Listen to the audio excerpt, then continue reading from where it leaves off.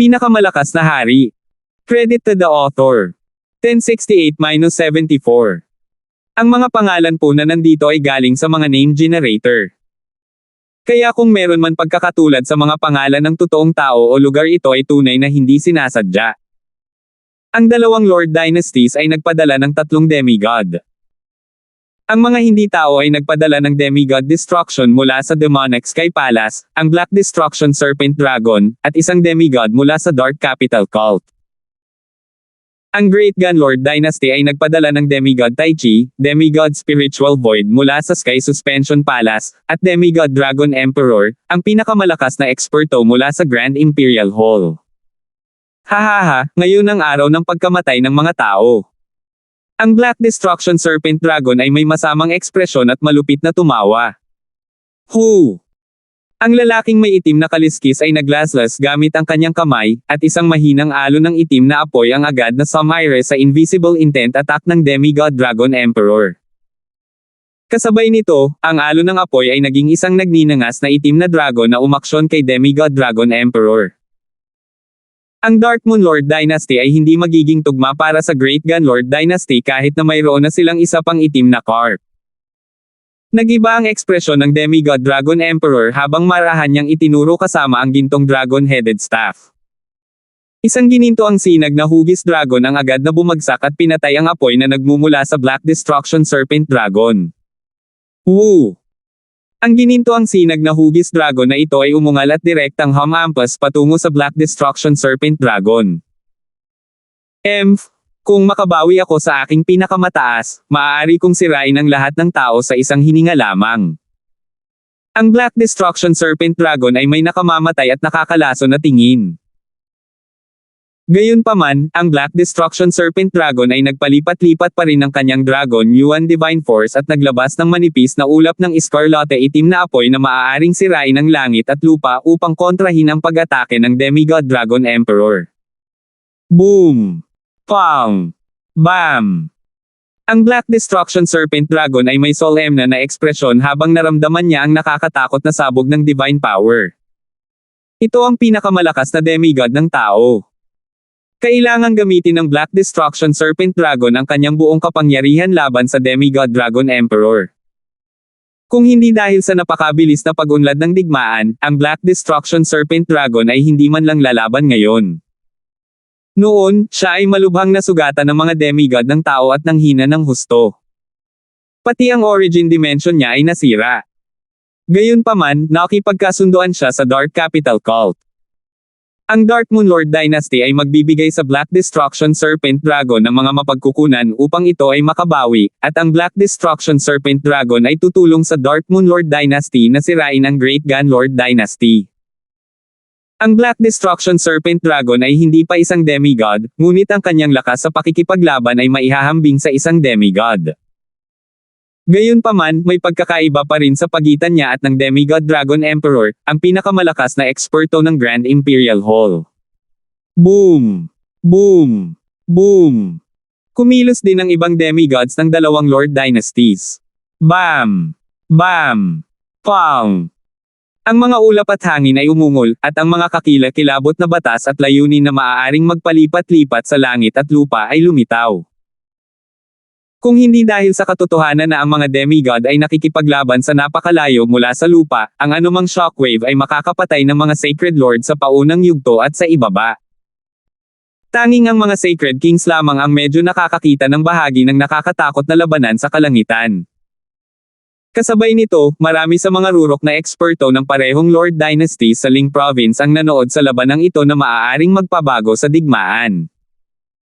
Ipinadala ng mga tao ang Demigod Dragon Emperor, ang pinakamalakas na tao mula sa Grand Imperial Hall, upang harapin ang Black Destruction Serpent Dragon. Sa kabilang banda, si Demigod Dark Dragon, na pinakamalakas na miyembro ng Dark Capital Cult, ay hindi pa rin lumitaw. Hanggat kayang talunin ng Demigod Dragon Emperor ang Black Destruction Serpent Dragon, hindi iyon magiging issue, ngunit kung mabaigo siya. Sa sandaling ito, umalis na si Francis sa Lan Province at halos makarating sa hangganan ng Ling Province. Nagpadala siya ng surge ng I-Intent sa Old Monster Shoe sa pamamagitan ng Dark Heart Seal at nakita niya ang lahat ng nakita ng Old Monster Shoe. Kapangyarihan na nalampasan ang Mystic Light Realm. Divine Power. Nanginig ang puso ni Francis, at bahagyang naiinip siya. Nakikita lang niya ang laban sa pamamagitan ng Old Monster Shoe, kaya hindi niya nagawang gamitin ang kakayahan sa pagsusuri ng kanyang kaliwang mata o makuha ang mga imahe. Habang nagsimulang makipaglaban ang 6 na demigod mula sa 2 Lord Dynasties, ang pag-iisip ni Francis ay tila dumating sa posisyon ni Old Monster Shoe at tumingin sa labanan sa kalangitan. Ang Demigod Dragon Emperor ay ang pinakamalakas na demigod ng Great Gunlord Dynasty. Inutusan ni Francis ang Old Monster Shoe na i-lock ang laban sa pagitan ng Demigod Dragon Emperor at ng Black Destruction Serpent Dragon. Maaaring sabihin ng sino man na ang labanang ito ang magiging kritikal na punto ng digmaan. Pagkatapos ng lahat, ang pinakamalakas na eksperto ng Dark Moon Lord Dynasty, ang Demigod Dark Dragon, ay hindi pa nagpapakita. Kung ang Demigod Dragon Emperor ay bahagyang nasugatan ng Black Destruction Serpent Dragon, ang pinakamalakas na eksperto ng Dark Moon Lord Dynasty ay maaaring agad na kumilos. Gayunpaman, ang Demigod Dragon Emperor ay talagang karapat-dapat na maging pinakamalakas na demigod ng Great Gunlord Dynasty. Ang Black Destruction Serpent Dragon ay malinaw na hindi niya katugma at sa lalong madaling panahon ay kailangang pumunta sa defensive. Ang lakas ng Black Destruction Serpent Dragon ay kaka-recover pa lang sa level ng isang demigod. Biglang naramdaman ni Francis na may mali. Bakit hindi naghintay ang Black Destruction Serpent Dragon hanggang sa makabawi ng ibang level ang lakas nito bago kumilos? Siguro ang Dark Moon Lord Dynasty ay hindi lubos na nagtitiwala sa Black Destruction Serpent Dragon. Bulong ni Francis sa sarili. Ang Destruction Dragon Race ay ipinanganak para sa pagkawasak at iniwan ang lahat sa apoy. Ang paniniwala ng Destruction Dragon Race ay upang sirain ang buong fan universe. Kaya, sila ay kinasusuklaman ng lahat ng iba pang 10,000 sinaunang lahi. Dapat maunawaan ng Dark Moon Lord Dynasty kung gaano kadelikado rin ang Black Destruction Serpent Dragon, kaya hindi nila ito lubos na pagkatiwalaan at hayaan na lamang itong lumaki ang lakas nito. Siyempre, hula lang iyon ni Francis. Kaya, ito ang Little World projection ng isang demigod. Si Francis ay lubos na nabigla. Sa paningin ni Old Monster Shoe, napagtanto niya na ang Little Worlds ng halos lahat ng demigods ay naglalaman ng mga batas ng lahat ng 5 elemento. Pinatunayan nito na tama ang mga unang hula ni Francis. Upang gawing tunay na dimensyon ang munting mundo, dapat nataglay ng munting mundo ang kapangyarihan ng lahat ng 5 elemento. Anong nangyayari? Ito ay agad na huminto sa paglipad si Francis at natulala. Nagsimulang lumipad ang kanyang mga iniisip. Demigod Dragon Emperor, siya si. Iyon ay isang God-slaying arrow. Naglabas si Demigod Dragon Emperor ng isang God-slaying arrow. Ang mga manunood mula sa Great Gunlord Dynasty ay sumabog sa talakayan. Ang isa pang demigod mula sa Grand Imperial Hall ay tumingin sa langit. Plano ng Dragon Emperor na gamitin itong God-slaying arrow para masaktan ng husto ang Black Destruction Serpent Dragon matagal na ang nakalipas. Isang matamis na ngiti ang ibinigay ng demigod. Malinaw na hindi papasok sa labanan ang Demigod Dragon Emperor dahil alam niyang hindi pa rin lumilitaw ang pinakamalakas na demigod ng Dark Moon Lord Dynasty. Ang Demigod Dragon Emperor ay matagal nang gumawa ng mga plano. Sa kalangitan, isang transparent na busog na gawa sa Divine Power ang lumitaw sa kamay ng Demigod Dragon Emperor kasama ang isang iskarlate gintong araw ng liwanag na natatakpan ng banal na ulap. Tanging ang mga eksperto sa antas ng Diyos ang ganap na nakapagpalabas ng kapangyarihan ng isang substandard na sandata ng Diyos tulad ng God-slaying arrow. Sa sandaling ito, ang minsanang ginagamit na God-slaying arrow ay naglabas ng walang katulad na kinang sa mga kamay ni Demigod Dragon Emperor. Nagsimula ring gumalaw ang isang elemento ng metal na maaaring sirain ang langit at lupa. Isang matalim na metal na liwanag ang kumikinang sa kalangitan na parang araw na sumisikat sa kadiliman at itinaboy ang lahat. A Sentimo, isang God-slaying arrow. A Sentimo, nanginig ang Black Destruction Serpent Dragon nang lumitaw ang pagkabigla at takot sa mga mata nito. A Sentimo, tama. A Sentimo, ang Demigod Dragon Emperor ay nakalock sa Black Destruction Serpent Dragon gamit ang kanyang Divine Sense. Nakuha ng mga prinsipe ng Great Gunlord Dynasty ang God-slaying arrow na ito mula sa Divine Illusion Dimension. Ang Demigod Dragon Emperor ay maaaring masaktan ng husto ang Black Destruction Serpent Dragon gamit ang God-slaying arrow na ito, at kung magkakaroon siya ng pagkakataon, susubukan niyang patayin ang dragon. Old bastard, dapat ay iniwan mo ang substandard na God weapon para harapin ang Demigod Dark Dragon. Agad na nagsimulang magmura ang Black Destruction Serpent Dragon. Alam na niya na ang Great Gunlord Dynasty ay may God-slaying arrow noon pa man, ngunit naisip niya na gagamitin ito ng Great Gunlord Dynasty sa pinakamalakas na eksperto mula sa Dark Moonlord Dynasty, ang Demigod Dark Dragon. Kung ang Black Destruction Serpent Dragon ay nasa tuktok nito ngayon, hindi na nito kakailanganing kumurap laban sa God-slaying arrow. Gayunpaman, sa ngayon, hindi niya nagawang harangan ang kapangyarihan ng ganoon kadali. Pinalibutan ng Escarlate itim na apoy ang Black Destruction Serpent Dragon habang ito ay naging isang higanting itim na dragon na ilang daang yarda ang haba. Weng! Isang Escarlate itim na Little World Projection ang nabuo sa paligid ng Black Destruction Serpent Dragon, at agad itong nawala sa Heaven and Earth sa isang pitik ng buntot nito. Beng whoosh! Sa sandaling ito, hinayla ng Demigod Dragon Emperor ang bowstring. Isang gintong araw na kumikislap na may walang limitasyong banal na liwanag ang tumago sa kalangitan at napunit ang lahat ng nasa daan nito.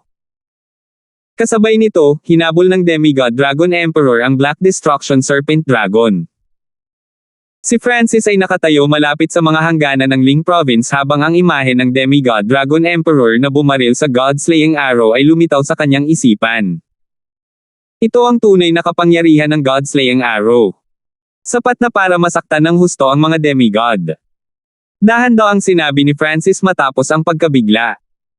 Kung ikukumpara sa Demigod Dragon Emperor, ang kapangyarihan ng God-slaying arrow na ginamit ni Francis dati ay maaaring ganap na baliwalain. Sa sandaling ito, ang tingin ni Francis ay nakakita ng ilang libong milya at napansin ang isang pamilyar na figure. Wu Heng! Bakit siya nandito? Bahagyang nagulat si Francis. Ang mga demigod ng dalawang Lord Dynasties ay nakikipaglaban, ngunit si Wu Heng ay nasa hangganan ng Ling Province at hindi nanunood ng laban. Ang puting liwanag ay kumikinang mula sa mga mata ni Wu Heng habang iniunat niya ang kanyang braso habang nakaharap pababa ang kanyang palad. Kahit si Francis ay hindi napansin na may ganap na puting linya na nakaguhit sa palad ni Wu Heng. Nandito ba? Sino ang tumatawag sa akin? Bahagyang nawala ang tingin ni Wu Heng. Biglang dumapo ang palad ni Wu Heng sa lupa. Napatingin si Francis kay Wu Heng na ilang libong milya ang layo nang may pagtataka. Hindi niya alam kung ano ang ginagawa ni Wu Heng. Pang! Pang! Ang espiritual na mata ng Diyos ni Francis ay biglang nagsimulang kumaibot habang ang isang pakiramdam ng panganib na hindi pa niya naramdaman ay tinakpan ang kanyang puso. Isang malabong gininto ang ripple ng liwanag ang tumakip sa kaliwang mata ni Francis habang nakatingin siya sa ibaba. Sentimo, hindi maganda. Sentimo, biglang tumalon ang puso ni Francis nang lumitaw ang takot sa kanyang mukha. Boom! Whoosh! Agad na ginamit ni Francis ang Lightning Wing Spatial Flash at naging isang scarlet streak ng liwanag na nawala sa isang iglap. Hindi huminto si Francis kahit na naglakbay ng ilang milya, na para bang nandoon pa rin ang panganib ng kamatayan sa likuran niya. Boom! Boom! Boom! Nakakabinging mga pagsabog at dagindong ang umalangaw-ngaw mula sa kailaliman ng lupa. Para bang hindi mabilang na mga hayop ang umuungal sa galit. Isang higanting bangin ang bumukas sa lupa, at isang puting banal na liwanag na maaaring sirain ang anumang bagay na ipinutok sa langit. Sa sandaling ito, napatay ang lahat sa loob ng ilang dosenang milya. Nang pumutok ang puting banal na liwanag, nagsimulang pumutok ang langit at lupa, at isang nakamamatay na puwersa ng pagsipsip ang nagmula sa mga itim na bitek. Sa wakas ay huminto si Francis. Nararamdaman niya ang mapanirang kapangyarihan sa likod niya. Ito ay sapat na upang patayin ang mga demigod. Pang! Pang! Ang mukha ni Francis ay puti, at ang kanyang puso ay tumitibok pa rin. Kung siya ay kalahating hininga mamaya, siya ay namatay kahit na mayroon siyang God's Spiritual Eye, God-slaying arrow, at Misty Spatial World. Sentimo, ano yun? Sentimo, napasigaw si Francis sa gulat matapos makita ang imahe sa harap niya. A1069. Sentimo, ano yun? Sentimo, napasigaw si Francis sa gulat matapos makita ang imahe sa harap niya. Ang lupa sa harap niya ay nahati sa bangin na ilang milya ang lapad. Puting banal na liwanag ang bumaril mula rito at naglabas ng isang ipinagbabawal na kapangyarihan na bumabalot sa lahat sa loob ng ilang dosenang libong milya. Lahat ng nahawakan nitong ipinagbabawal na banal na liwanag ay naging wala. Si Francis ay napakalayo mula sa banal na aura na ito, ngunit ang kanyang katawan ay hindi pa rin nakayanan ang aura ng banal na liwanag na ito. Wu Heng. Naisip kaagad ni Francis si Wu Heng. Ayon sa nakita niya, si Wu Heng ang gumawa nito. Gayunpaman, paano makakaligtas si Wu Heng sa banal na liwanag kung siya ang nasa pinakagitna? Weng. Isang malabong gininto ang liwanag ang tumakip sa kaliwang mata ni Francis habang ang kanyang tingin ay lumipat patungo sa bangin na naglalabas pa rin ng banal na liwanag. Nakikita pa nga nito sa pamamagitan ng banal na kapangyarihan. Ang ekspresyon ni Francis ay naging gulat at saya. Sa wakas ay naunawaan niya kung gaano kalakas ang kanyang gininto ang mata. Tumingin sa ibaba ang tingin ni Francis, ngunit ang bangin na ito ay napakalalim sentimo, mahigit 10,000 milya ang lalim. Inactivate ni Francis ang transparency ability ng kanyang kaliwang mata hanggang sa limitasyon at sa wakas ay nagawa niyang makita ang ilalim. Bagamat medyo malabo ang kanyang nakita, nagawa pa rin niyang makakita ng ilang bagay na hindi makapaniwala. Sentimo, iyon ay. Sentimo, kumabog ang dibdib ni Francis. Lumitaw ang balangkas ng isang higanteng palad. Sa tabi ng palad ay isang katawan. Gayunpaman, ang laki lamang ng palad na ito ay natigilan siya, kaya hindi niya alam kung gaano kalaki ang katawan. Sentimo, gaano ito kalaki? Sentimo, huminga ng malalim si Francis. Isang katawan ang nakahiga ng ilang dosenang libong milya sa ilalim ng lupa, at ni hindi makita ng kaliwang mata ni Francis kung gaano kalaki ang katawan. Ito ay maaaring ilang daan o kahit ilang libong milya ang haba.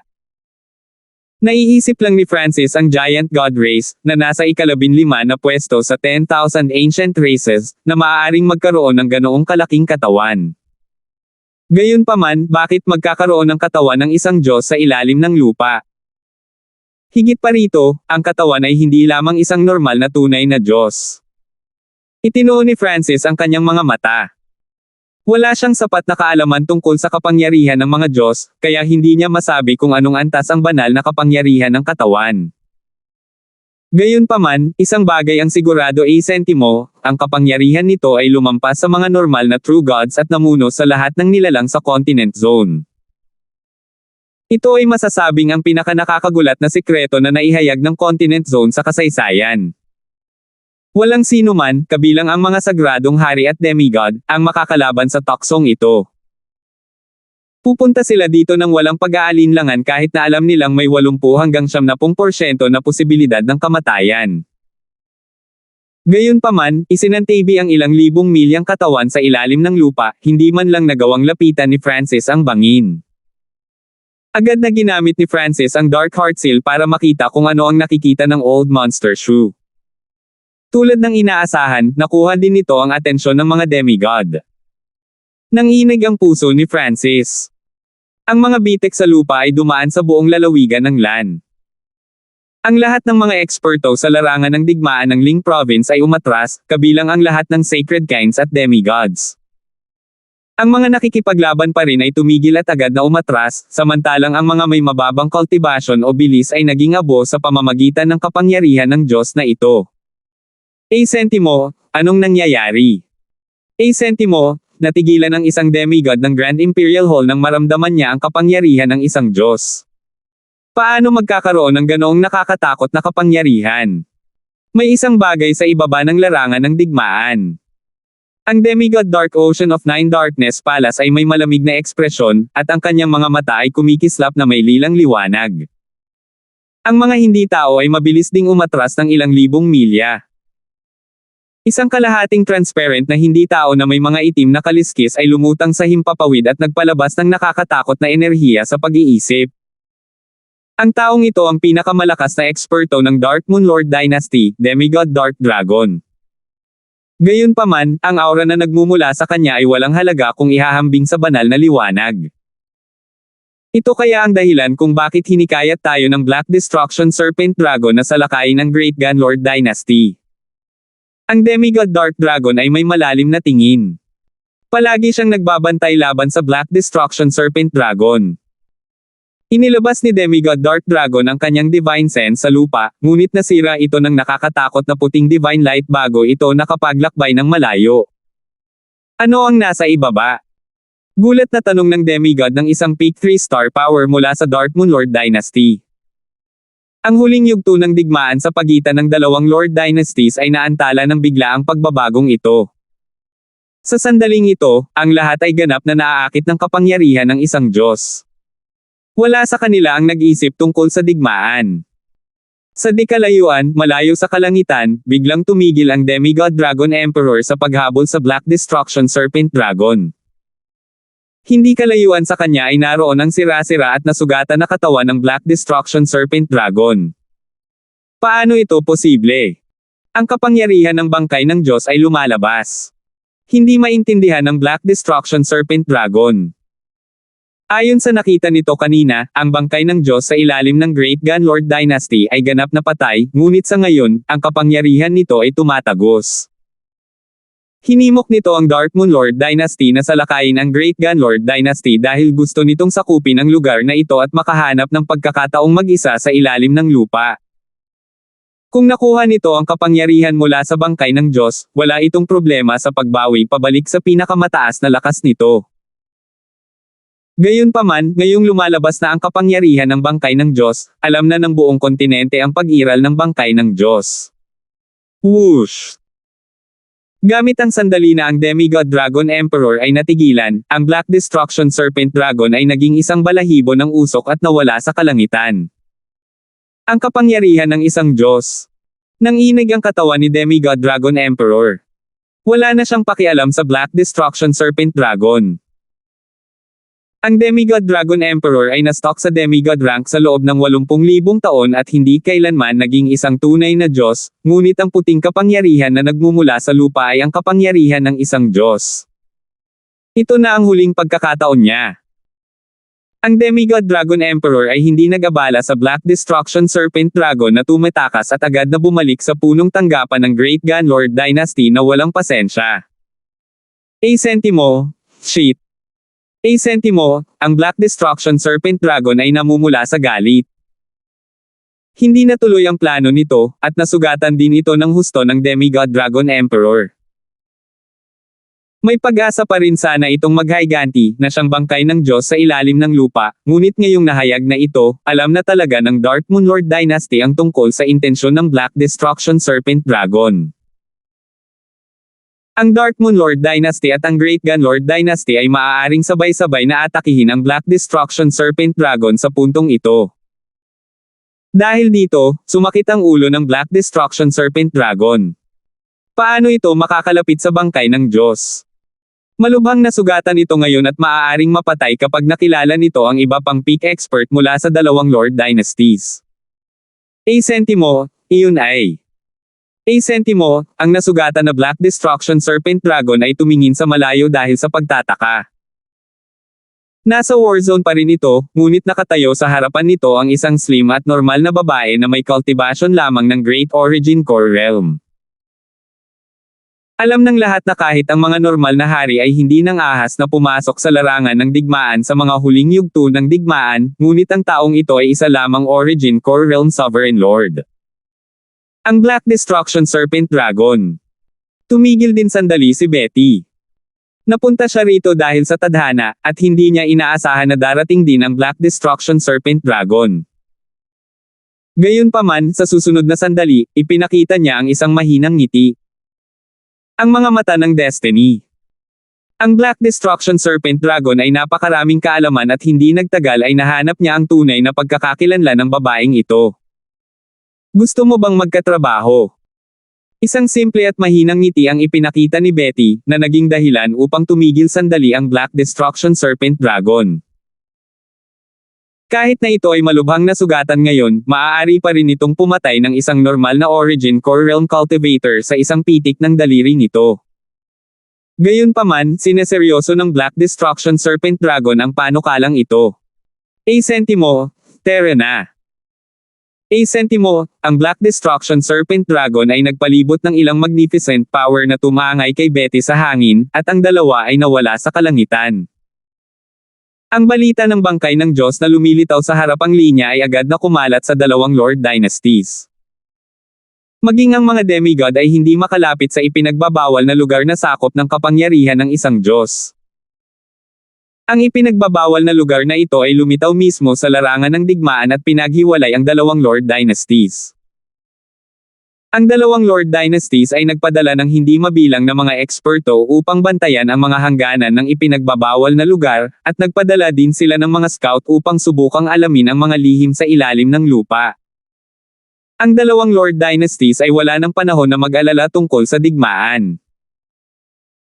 Ang mga tunay na pinuno ng parehong Lord Dynasties ay pawang mga demigod, at ang huling hiling ng bawat demigod ay maging isang Diyos at makapasok sa sinaunang desolate realm of gods. Mahirap isipin kung anong uri ng mga sekreto ang nasa ilalim ng lupa para mayroong napakaraming banal na kapangyarihan.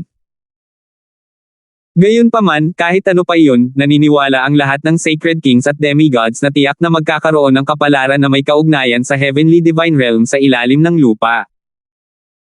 Sa ngayon, kailangan lang nilang maghintay hanggang sa lumabo ang kapangyarihan ng Diyos, at makikita ng parehong Lord Dynasties kung ano ang nasa loob ng bangin. Ang malaking bahagi ng larangan ng digmaan sa Land Province ay sakop din ng banal na kapangyarihang ito. Alam ni Francis na matatapos na ang digmaan, kaya diretso siyang bumalik sa Land Province proper. Sa sandaling ito, tiningnan ni Francis ang ipinagbabawal na liwanag mula sa malayo. Weng! Isang malabong gininto ang liwanag ang tumakip sa kaliwang mata ni Francis habang nakatingin siya sa puting banal na liwanag. Napakakomplikadong kapangyarihan. Si Francis ay orihinal na nag-isip tungkol sa pagsusuri sa istruktura ng banal na kapangyarihan, ngunit ang kanyang anit ay naniniga sa pamamagitan lamang ng pagtingin dito. Hindi niya alam kung saan magsisimula. Muling ibinaba ni Francis ang kanyang ulo at tumingin sa pinakalalim. Bagamat nakakakita siya sa pamamagitan ng banal na kapangyarihan at sa lupa, ang nakita niya sa ilalim ng lupa ay limitado at malabo pa rin. Gayunpaman, nasisiyahan pa rin si Francis kahit na malabo ang kanyang paningin. Kailangang malaman ng isa na, sa lahat ng nasa parehong Lord Dynasties, malamang si Francis lang ang nakakaalam kung ano ang nilalaman sa ilalim ng lupa. Malinaw na hindi rin iyon sasabihin ni Francis sa sinuman. Iyan ang ulo ng bangkay ng Diyos. Nagawa ni Francis na magtapos mula sa lahat ng malabong larawan. Ang ulo ng bangkay ay napakalaki. Mahirap isipin na may ganoong kalaking species sa labas. Tinitigan ni Francis ang ulo ng bangkay ng Diyos, at nagsimulang lumitaw ang mga tipak ng gintong liwanag mula sa misteryosong gininto ang bola at kumalat sa kaliwang mata ni Francis. Sa isang tiyak na sandali, nakita ni Francis ang bangkay ng Diyos. May gumagalaw sa loob. Gulat na bulalas ni Francis. 1070. May gumagalaw sa loob. Gulat na bulalas ni Francis. Ang ipinagbabawal na kapangyarihan sa larangan ng digmaan ay madaling pumatay ng mga eksperto sa demigod. Kahit na ang mga eksperto sa antas ng Diyos ay malamang na hindi makalapit sa pinagmumulan ng kapangyarihang ito, at ngayon, nakita ni Francis na mayroong paggalaw sa loob ng ulo ng bangkay ng Diyos. Sentimo, imposible. Sentimo, umiling si Francis. Ang mga eksperto sa antas ng Diyos ay hindi maaaring umiral sa loob ng dimensyon ng continent zone. Nangangahulugan ito na ang bangkay ng Diyos ay tiyak na patay. Ngunit kung ito nga, ano ang malabong paggalaw na nakita ni Francis? Isang walang katulad na banal na sandata. Isang uri ng kayamanan. Si Francis ay labis na nasasabik at nag-uusisa tungkol sa bangkay ng Diyos sa ilalim ng lupa. Ang banal na kapangyarihan ay humihina. Personal na nasaksihan ni Francis ang paglitaw ng kapangyarihang ito. Sa sandaling ito, masasabi niya na ang kapangyarihan sa larangan ng digmaan ay mas mahina kaysa dati. Ang ipinagbabawal na puting banal na liwanag ay balang araw ay mawawala rin. Sa oras na iyon, ang mga dalubhasa sa zona ng kontinente ay maaaring pumunta sa ilalim ng lupa at mag-scout. Meow meow. Ang maliit na paws ang magnanakaw ay naghagis ng ilang lumang tansong barya sa hangin at ikinaway ang mga paa nito. Sentimo, good luck. Sentimo, nanginag ang puso ni Francis, at naramdaman niyang kumukulo ang kanyang dugo. Kahit na ang mga kakayahan ng maliit na magnanakaw na pusa ay nagsabi na ang bangkay ng Diyos sa ilalim ng lupa ay kumakatawan sa magandang kapalaran. Ngunit sa kasalukuyang lakas ko. Umiling si Francis. Ang paglitaw ng banal na kapangyarihang ito ay nagpatigil sa digmaan sa pagitan ng dalawang Panginoong dinastiya. Alam ni Francis na mas gustong malaman ng mga sacred kings at demigods ang mga lihim sa ilalim ng lupa kaysa kay Francis. Kung mawawala ang banal na liwanag isang araw, halos lahat ng mga eksperto sa zona ng kontinente ay mapupunta sa ilalim ng lupa, kasama ang lahat ng sacred kings at demigods ng parehong Lord dynasties. Maaaring umasa si Francis sa dobleng substandard na God-slaying arrows para protektahan ang sarili laban sa sacred kings, ngunit kung haharapin niya ang isang demigod, walang magagawa si Francis kahit na kunin niya ang totoong God-slaying arrow. Hindi man lang nailabas ni Francis ang buong kapangyarihan ng God-slaying arrow. Si Francis ay parang atom sa harap ng isang demigod sentimo, maliit at walang silbi. Whoosh! Ikinaway ni Francis ang kanyang braso, at ang kanyang figure ay nagsimulang kumupa sa ilalim ng isang layer ng pilak na liwanag bago tuluyang nawala. Sa sumunod na sandali, muli siyang lumitaw sa kuta na dati niyang pinasukan. Sa sandaling ito, isang malaking bilang ng mga tao ang natipon malapit sa mga moog malapit sa larangan ng digmaan. Karamihan sa kanila ay mga ahente ng Intel. Kapag may nangyari sa ipinagbabawal na banal na liwanag, magpapadala sila ng balita sa mga puwersang nasa likod nila. Gayunpaman, mayroon ding ilang Grand Elder ng ilang puwersa na naroroon na direktang nagbabantay sa ilalim ng lupa at nakatira sa malapit. Ang hitsura ni Francis ay agad na nagpapataas ng atensyon. Bagamat ang karamihan sa mga tao ay nakatuon sa ipinagbabawal na lugar, ang pangalan ni Francis ay naglakbay ng malayo at malawak dahil sa kanyang paghabol sa Sacred Lord Demonic Abyss. Whoosh! Si Francis ay hindi nag-abala sa kanila at bumalik sa kanyang tirahan. Francis, interesado ka ba sa sikreto ng divine power sa ilalim ng lupa? Ang malamig na boses ni Godfrey ay tumunog nang dumating si Francis. Halata na matagal nang naghihintay si Godfrey dito. Sentimo, syempre naman. Sentimo, tiyak na sumagot si Francis. Lahat ng nasa continent zone ay interesado, ngunit alam ni Francis kung ano ang partikular na ibig sabihin ng Godfrey. Kahit na magsama tayo, napakahirap pa ring alamin ang mga sikreto sa ilalim ng lupa. Nagpatuloy si Godfrey sa pagsasalita. Tumango si Francis. Tama ang sinabi ni Godfrey.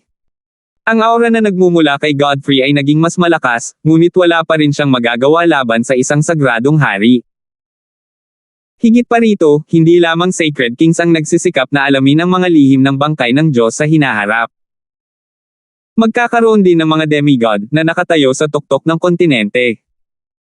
May ilang oras pa bago mawala ang kapangyarihan ng Diyos. Kumpiyansa ako na madidagdagan ko ang aking lakas sa ibang antas sa panahong ito.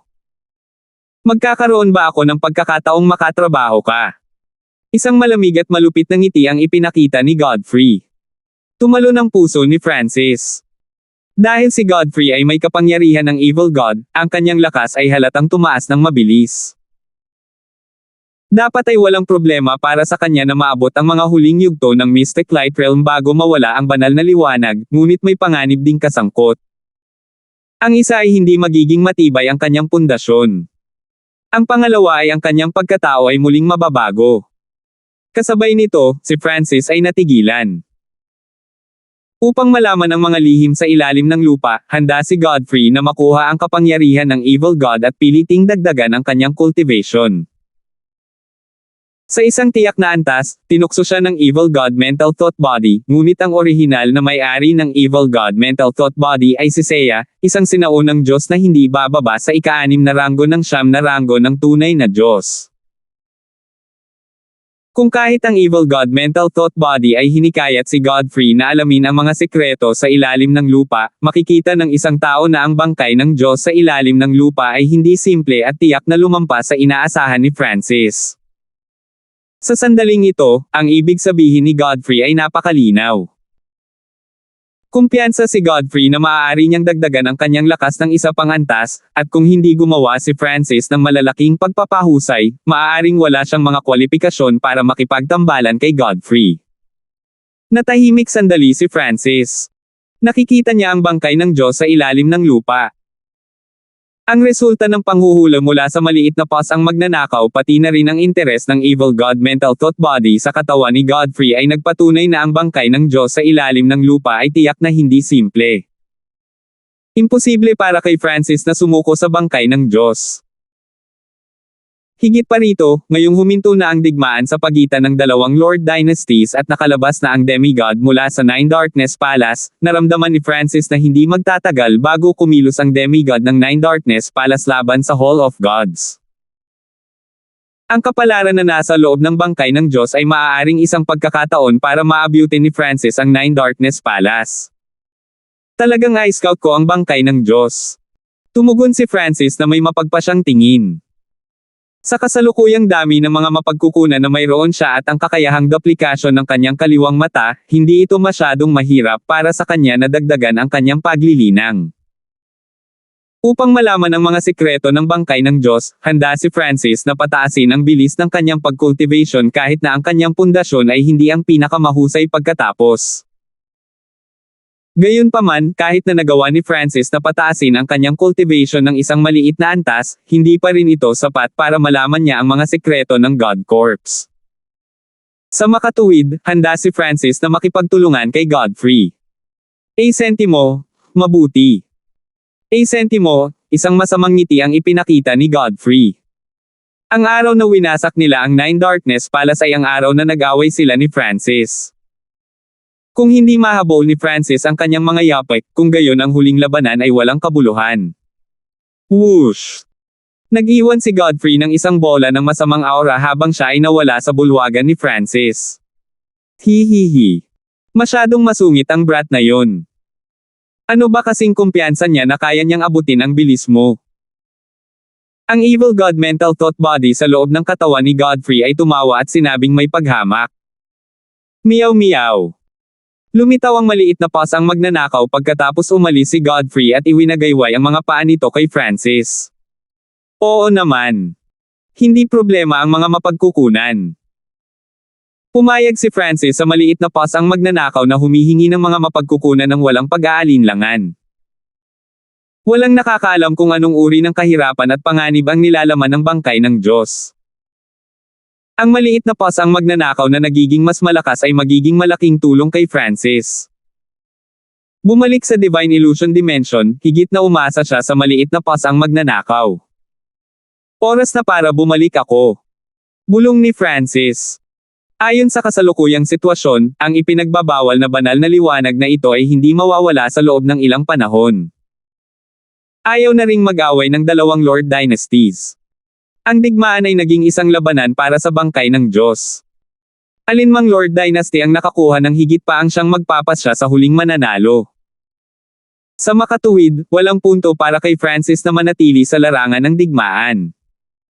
Sa kabaligtaran, maaaring may ilang panganib kung mananatili siya. Sinusubukan pa rin ng Sacred Emperor at Empress na alamin kung paano namatay ang ika-13 prinsipe, at naruroon din ang demigod ng Nine Darkness Palace. Dahil napakadali para kay Francis na maglakbay kasama ang Misty Spatial World, nagpasya si Francis na bumalik muna sa Hall of Gods. Pinuntahan muna ni Francis si Angelica bago umalis.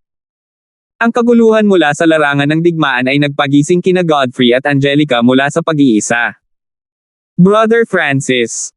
Naramdaman kaagad ni Angelica ang paglapit ni Francis, at nakita niyang naruroon din ang kanyang amo na si Quinley.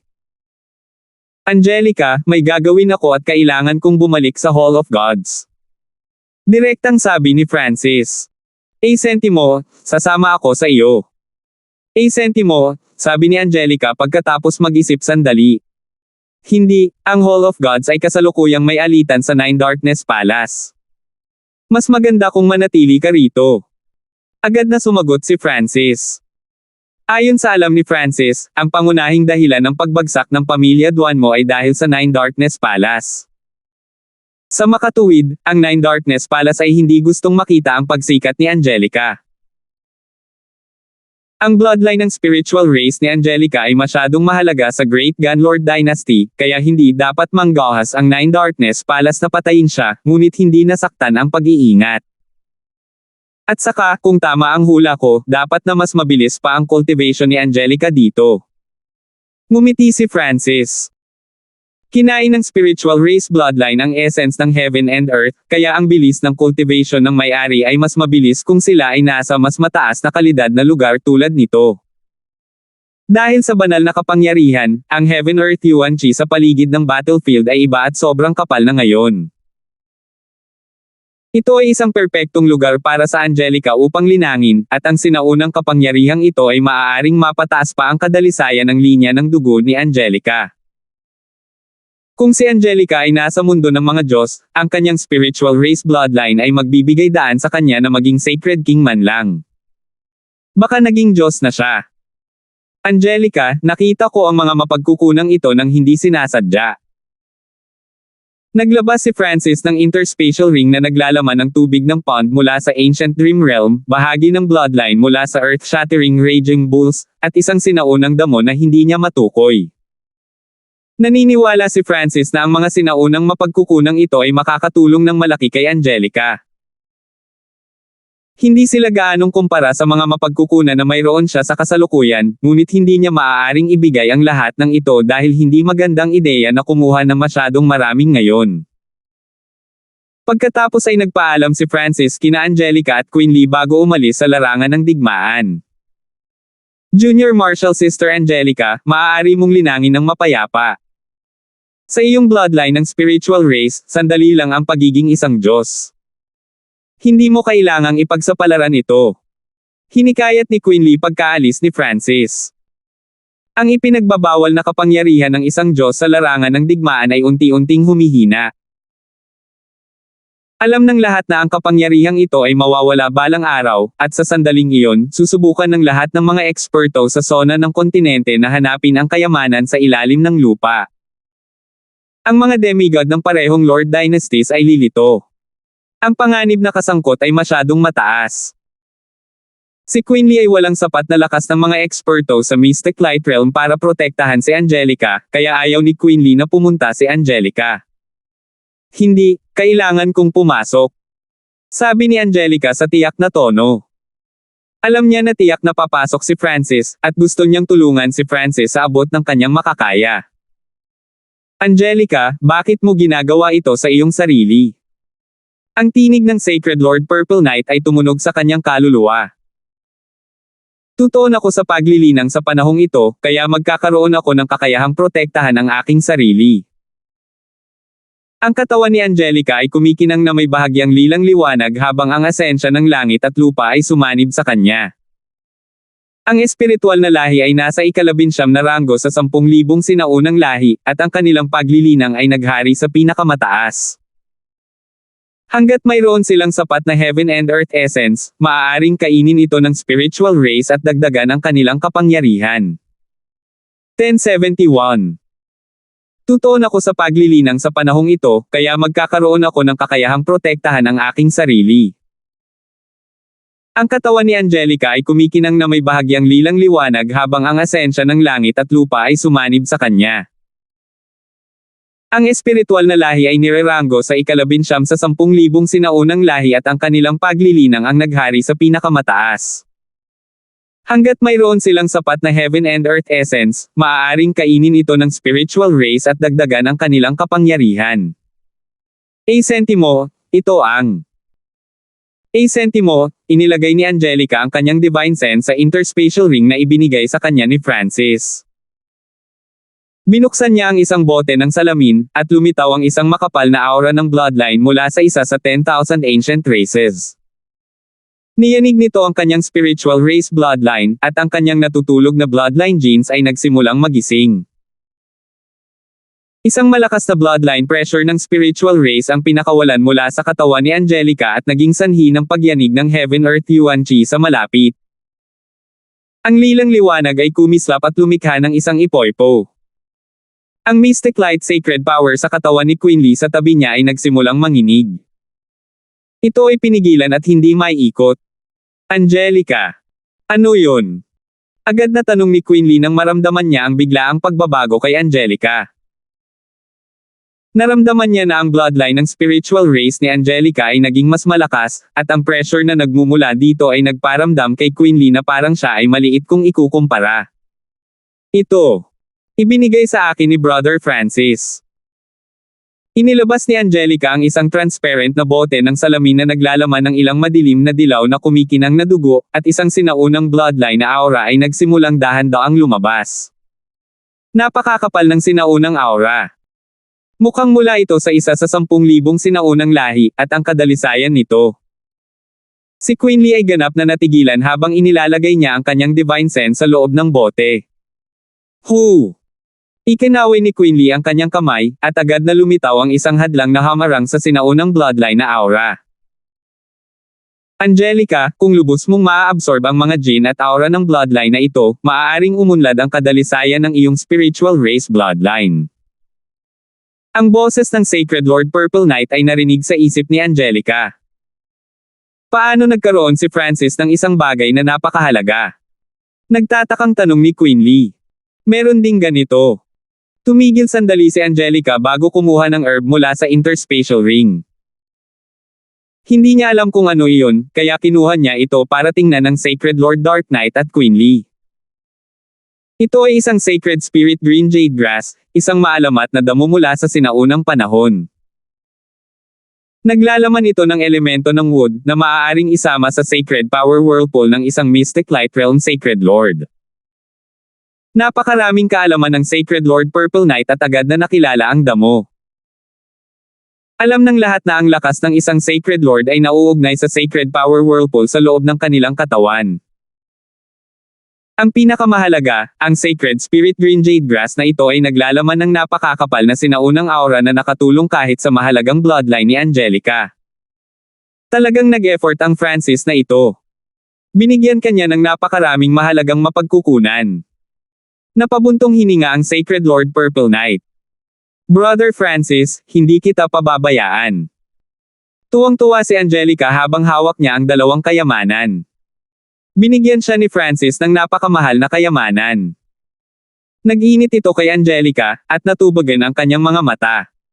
Mayroon ding isang flask ng malamig na tubig sa interspatial ring. Naniniwala si Angelica na magiging kakaiba din ang tubig. Tulad nito, ginamit ni Angelica ang Heaven Earth Yuan Chi ng Heaven and Earth pati na rin ang mga resources na ibinigay sa kanya ni Francis para pumasok sa pag-iisa. Maaaring mapataas ng likidong ito ang soul intent ko. Nagulat si Angelica sa epekto ng tubig sa loob ng prasko. Ang pisikal na paglilinang ni Angelica ay palaging mas mataas kaysa sa kanyang kaluluwa. Kung ang kanyang soul intent ay naging mas malakas, kung gayon ang kanyang cultivation ay tataas ng mas mabilis. Sa ibang lugar, ginamit ni Francis ang kakayahan ng Misty Spatial World na dumaan sa pagitan ng mga probinsya at bumalik sa Hall of God sa Yu Province. Tumigil sandali si Francis sa kalagitnaan. 100,000 milya ang layo ay ang Dark Ghost Clan. Ang Dark Ghost Clan ang tinutuluyan ni Winford. Sa sandaling ito, ang koneksyon sa pagitan ni Francis at Winford ay napakalinaw. Para bang si Francis ay nasa Dark Ghost Clan mismo. Sa Dark Ghost Clan. Senior Marshal Brother Winford. Lalong lumakas si Senior Marshal Brother Winford.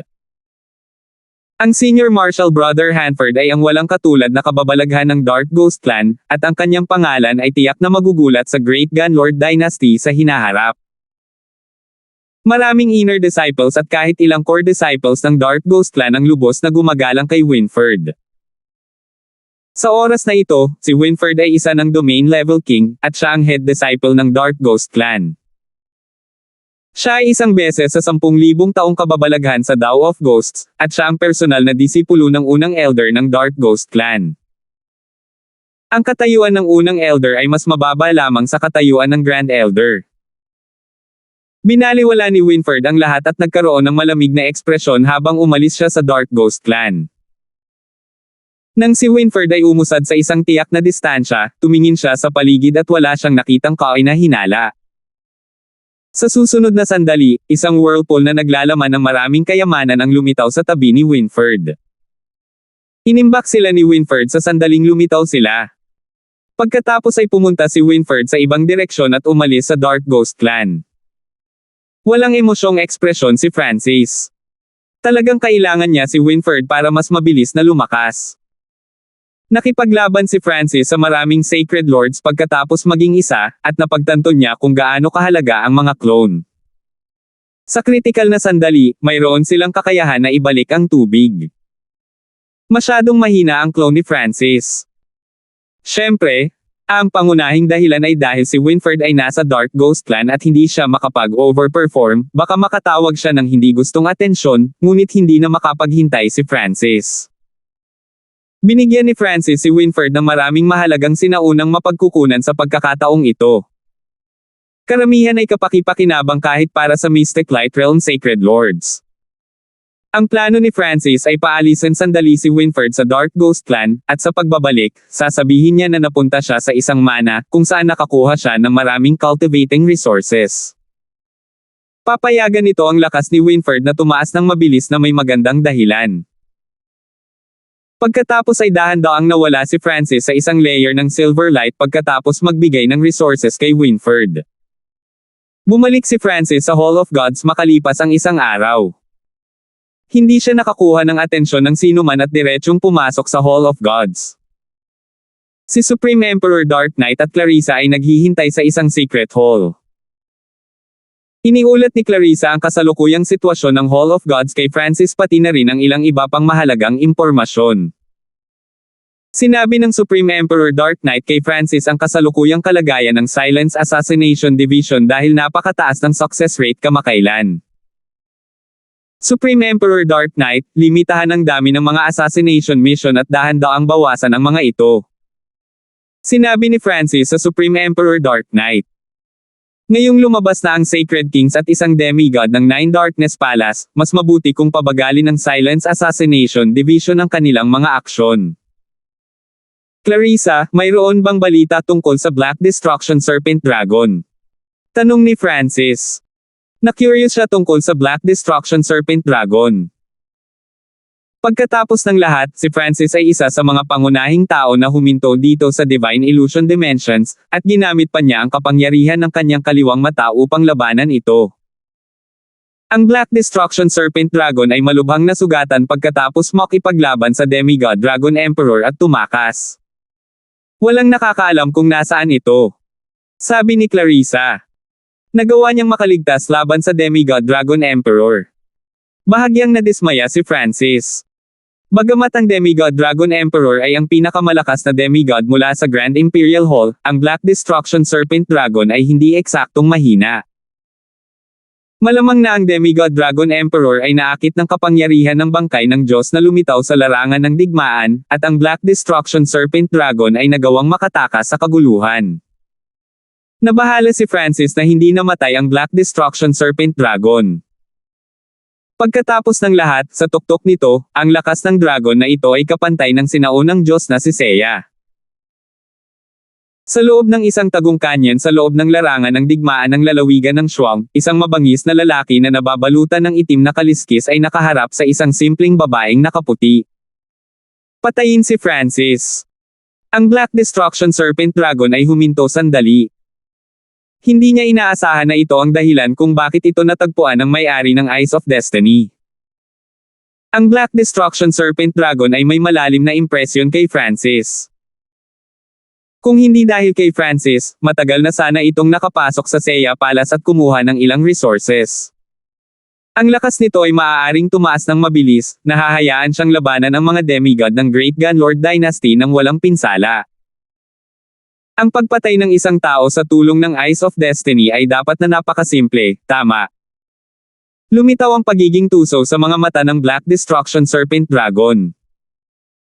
Ang Black Destruction Serpent Dragon ay malinaw na pamilyar sa Eye of Destiny. Ang Eye of Destiny ay walang anumang kakayahan sa pakikipaglaban, ngunit kung gusto ng may-ari na pumatay ng tao, maaari nilang baguhin ang hinaharap upang gawin ito. Maaaring hindi mo alam ito, ngunit ang kaliwang mata ni Francis ay may potensyal na maging ikasyam na mata ng Diyos. Mahinahong sabi ni Betty at ngumiti. Sentimo, ang ikasyam na mata ng Diyos. Sentimo, ang Black Destruction Serpent Dragon ay lubos na natigilan. Ang 8 Great God Eyes ay kakaibang pag-iral na kapantay ng 10,000 ancient races. Ang bawat God Eye ay maaaring may ranggo kahit man lang sa top 20 sa 10,000 ancient races in terms of power. Hindi nagduda ang Black Destruction Serpent Dragon sa sinabi ni Betty. Nakipaglaban ito kay Francis, kaya alam nito kung gaano kalakas ang kanyang eye bloodline. May mga chismis tungkol sa 8 Great God Eyes na ang bawat isa sa kanila ay naglalaman ng origin dimension na natatangi sa mundo. Ito ay dapat na pareho para sa ikasyam na mata ng Diyos. Kung nagawang patayin ng Black Destruction Serpent Dragon si Francis at sirain ang origin dimension sa loob ng 9th God's Eye, makakakuha ito ng napakalakas na pinagmumulan ng destruction na magpapalaki ng lakas nito. Tama. Nabuo na ang kanyang God's Eye. Napakahirap para sa aking Eyes of Destiny na kalkulahin ang kanyang kapalaran. Umiling si Betty. Nang ang kaliwang mata ni Francis ay naging ginintoang, ang kahirapan para sa kanya na kalkulahin ang hinaharap ay patuloy na tumataas. Sa makatuwid, sinimulan ni Betty na kalkulahin ang kinabukasan ng lahat ng nakipag-ugnayan kay Francis, tulad ni Duke Nanfeng, Old Monster Shu, ang Ninth Prince, Angelica, at ang Ocean Smoke Pavilion. Lihim na binago ni Betty ang kapalaran ng mga taong ito at sinubukang itulak si Francis sa panganib, ngunit ang kanyang mga aksyon ay walang nagawa kay Francis. Pagkaraan, hindi nagtagal matapos ang paglilitis sa Crown Prince, nalaman ni Betty na ang kanyang mga kakayahan sa pagkalkula ay nag-ambala ng isa pang kapangyarihan ng tadhana. Imposible para sa kanya na patayin si Francis ng mag-isa. Siyempre, hindi iyon sinabi ni Betty sa Black Destruction Serpent Dragon. Oo naman, tutulungan kitang patayin si Francis, at tulungan mo akong alisin ang panganib sa paligid ng bangkay ng Diyos para makuha ko ang pinakamaraming benepisyong posible. Sumangayon ang Black Destruction Serpent Dragon sa isang nasasabik at malupit na ekspresyon. AH 1072. Ang lahat ng puwersa sa loob ng Great Gunlord Dynasty, malaki man o maliit, ay sinanay ang kanilang mga mata sa harap na linya. Sa kabilang banda, nag-iwan lamang si Francis ng ilang intel agent sa larangan ng digmaan at ipinatawag ang lahat ng iba pang miyembro pabalik sa Hall of Gods. Ang mahahalagang upper echelon na miyembro ng Hall of Gods tulad ni Clarissa, Supreme Emperor Dark Knight, Old Monster Shu, ang Black Armored Sacred Lord, at kumpanya ay hindi nagduda sa desisyon ni Francis.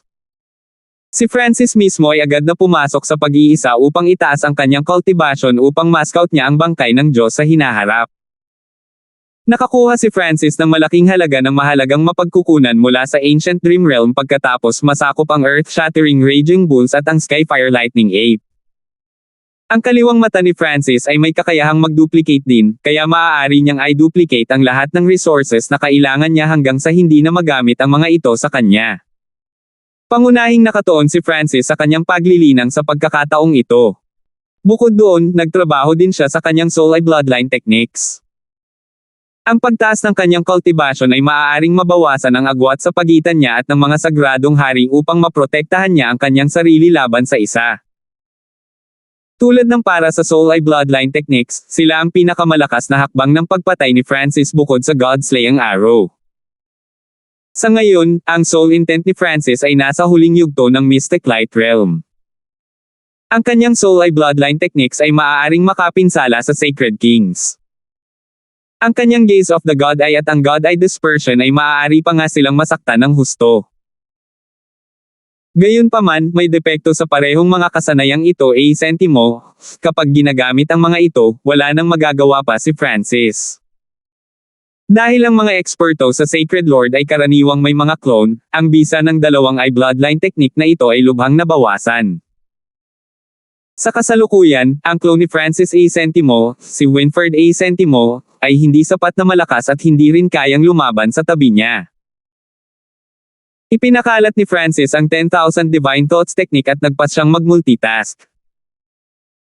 Ang 5 Elemental Wind Lightning technique ay maaaring magpapataas sa cultivation ni Francis habang ang Golden Kun Sacred Lightning Body ay nagpapataas ng pisikal na depensa at kapangyarihan ni Francis, na nagpapahintulot sa kanya na hindi maging ganap na inutil laban sa isang sagradong hari. Bahagyang nakatoon din si Francis sa paglinang ng mga pamamaraan ng lihim na uri ng kaluluwa upang palakasin ang kanyang kaluluwa. Ang huling bahagi ng kanyang pag-iisip ay nakuha ang kapangyarihan ng God Tribulation Lightning sa loob ng isa sa mga demigodhead. Inilagay niya ang isa pang demigod na ulo sa dimensyon ng kanyang kaliwang mata upang duplicate ito. Kung ang kakayahan ni Francis sa pagdoble ay nagising ng mas maaga, magkakaroon ng mas maraming kapangyarihan ng God Tribulation Lightning sa loob ng demigodhead, na gagawing mas mahusay ang pagdoble ni Francis sa kanila. Gayunpaman, ngayon, ang bawat demigodhead ay naglalaman lamang ng 5% ng kabuuang halaga na mayroon ito dati. Tulad nito, pumasok si Francis sa pag-iisa sa Hall of Gods habang ang lahat ng iba pang puwersa sa Great Gunlord Dynasty ay nakatutok sa front lines.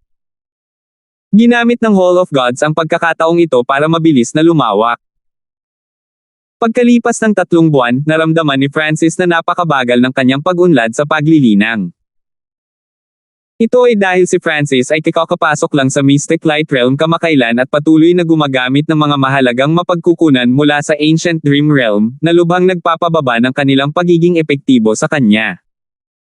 Sentimo, kung ganoon ang kaso, ikaw na ang bahala. Sentimo, isang puting kristal ang lumitaw sa kamay ni Francis. Nagbigay ito ng mahinang aura ng isang Diyos at naging sanhi ng panginginig ng Heaven Earth Yuan Chi sa malapit. Ang substandard na God Crystals ay isang luho na mayroon ang Mystic Light Realm Sacred Lords, at kadalasang ginagamit lamang ang mga ito kapag ang isang Sacred Lord ay malapit ng makapasok. Si Francis ay nasa unang yugto pa lamang ng Mystic Light Realm at ginagamit lamang ang substandard God Crystals upang madagdagan ang kanyang cultivation. Naglagay din si Francis ng substandard na God Crystal sa dimensyon ng kanyang kaliwang mata para duplicate ito. Pagkatapos ng lahat, wala siyang eksaktong maraming substandard na kristal ng Diyos. Weng! Hinawakan ni Francis ang substandard na God Crystal at hinigop ang isang stream ng purong Heaven Earth Essence sa kanyang katawan bago ito inilipat sa Sacred Power Whirlpool sa loob ng kanyang dantian. Napakadalisay na pinagmumula ng enerhiya. Hindi mapigilan ni Francis na matuwa ng labis. Halos hindi na kinailangan pa ni Francis na pinuhin ang enerhiya sa loob ng substandard God Crystals. Pwede niya lang gamitin ng diretso. Dahil ito ang unang pagkakataon na ginamit niya ang substandard God Crystals, ang enerhiya na nasa loob nito ay nakatulong ng malaki sa katawan ni Francis. Ang enerhiya na nasa loob ng substandard God Crystals ay napakalakas, at maaari nitong pinuhin ang Sacred Power Whirlpool sa loob ng katawan ni Francis. Sa isang tiyak na antas, nadagdagan kung gaano kalakas ang Mystic Light Sacred Power ni Francis. Tulad nito, ginamit ni Francis ang substandard God Crystals para madagdagan ang kanyang cultivation. Kung alam ng mga Sacred Lords ng kontinente na sinasayang ni Francis ang substandard God Crystals tulad nito at ginagamit ang mga ito bilang pang-araw-araw na mapagkukunan, malamang na magsusuka sila ng dugo sa galit. Kung gagamit ako ng substandard God Crystals, dapat ay maabot ko ang mga unang yugto ng Mystic Light Realm bago ihayag ang bangkay ng Diyos. Napaisip si Francis. Ito ang unang pagkakataon na dinaragdagan niya ang kanyang paglilinang sa ganoong pagmamadali at hindi pinagsasama-sama ang kanyang pundasyon. Gayunpaman, ang sakripisyong ginagawa niya ay para sa bangkay ng Diyos, at magiging sulit ang lahat. Higit pa rito, sa kakayahan ng pagdoble ng kanyang kaliwang mata, maaaring gamitin ni Francis ang substandard God Crystals habang gumagawa ng higit pa. Ito ay isang walang katapusang cycle, kaya hindi kailangang mag-alala ni Francis na hindi siya magkakaroon ng sapat na substandard God Crystals. Gayunpaman, habang kino-duplicate ang substandard na God Crystal, ang Yuan Qi at ay intent sa loob ng kanyang katawan ay bumababa rin, kaya kailangan niyang kumain ng maraming mahahalagang halamang gamot sa panahon ng proseso ng pagkopya o magpahinga para makapagpahinga. Mabilis na umikot ang pag-iisip ni Francis. Hindi mabilang na mga teorya at mga diskarteng lihim ng kaluluwa ang nag-flash sa kanyang isipan. Kasabay nito, naisip ni Francis ang tungkol sa soul eye bloodline techniques at secret techniques na natutunan niya sa nakaraan. Pagkaraan ng mahabang panahon na pag-iisip, naunawaan ni Francis na, upang makalikha ng bagong diskarte sa eye bloodline na maaaring magbanta o makapinsala sa mga sacred kings, hindi niya ito maaaring i-base sa kanyang soul intent. Karamihan sa mga pinsala mula sa soul eye bloodline techniques ni Francis ay talagang nagmula sa God Tribulation Lightning. Paano kung ginamit ko ang aking kaluluwa bilang suporta para sa kapangyarihan ng God Tribulation Lightning? May naisip si Francis. Noong nakaraan, palaging binase ni Francis ang kanyang soul eye bloodline technique sa kanyang soul power at eye intent habang ginagamit ang God Tribulation Lightning bilang suporta. Lahat ng tradisyonal na soul eye bloodline techniques ay ganito. Nagsimulang mag-aral si Francis ng mga bagong diskarte sa eye bloodline mula sa ibang perspektibo. Nagsimula siya sa God Tribulation Lightning. Makalipas ang isang buwan, nalaman pa rin ni Francis na napakahirap gumawa ng makapangyarihang mga diskarte sa eye bloodline mula sa pananaw na ito, kaya nagpa siya siyang pagbutihin ang isang kasanayan na alam na niya. Pinili ni Francis ang Wind Lightning Eye Flame.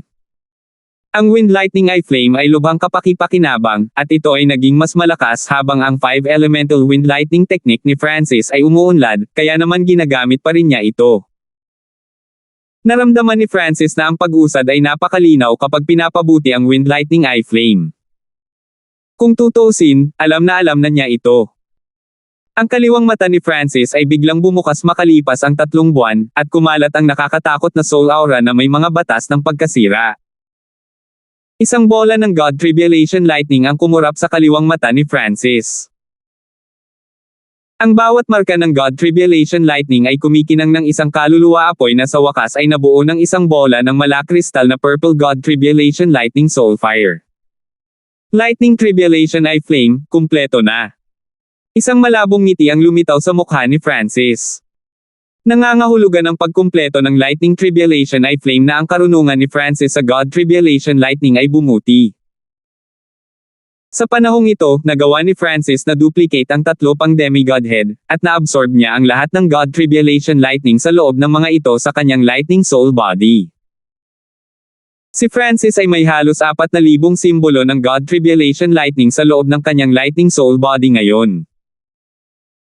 Hindi niya alam kung gaano kalakas ang kanyang Lightning Tribulation Eye Flame kung pagsasamahin niya ang lahat ng simbolo ng God Tribulation Lightning. Ang Lightning Tribulation Eye Flame ay iba sa Wind Lightning Eye Flame. Umiral lang ang Lightning Tribulation Eye Flame sa Soul Dimension at naglalayon lamang para sa pinsala sa kaluluwa. Higit pa rito, ang kapangyarihan ng Lightning Tribulation Eye Flame ay may kaugnayan sa bilang ng mga simbolo ng God Tribulation Lightning na mayroon si Francis. Nangangahulugan ito na, hanggat patuloy na kinodoble ni Francis ang mga demigodhead at sinisipsip ang kapangyarihan ng God Tribulation Lightning sa loob nila, tataas ang lakas ng kanyang Lightning Tribulation Eye Flame. Tinapos ni Francis ang pag-iisa at nagpahinga mula sa paglilinang pagkatapos makumplito ang Lightning Tribulation Eye Flame.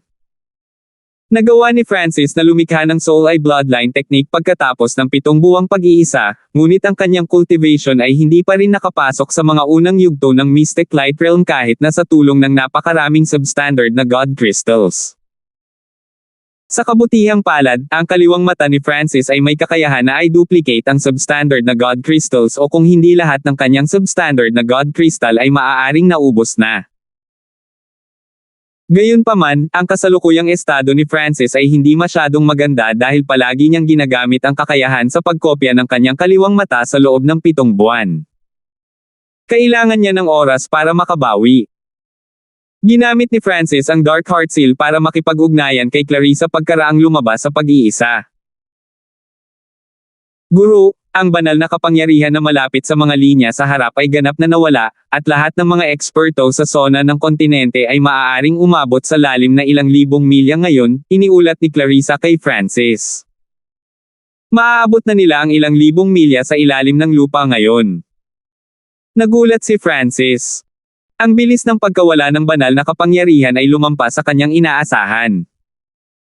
Ang oras ay hindi naghintay para sa sinuman. Kinailangan ni Francis na makapasok sa mga unang yugto ng Mystic Light Realm sa lalong madaling panahon kung hindi ay talagang hindi siya makakahanap ng kapalaran mula sa bangkay ng Diyos. Guru, narito na ang mga imperial. Ang boses ni Clarissa ay narinig sa isip ni Francis. Ang mga imperial. Nakita ni Francis ang lahat. Nakita niya ang dalawang imperial sa labas ng Hall of Gods.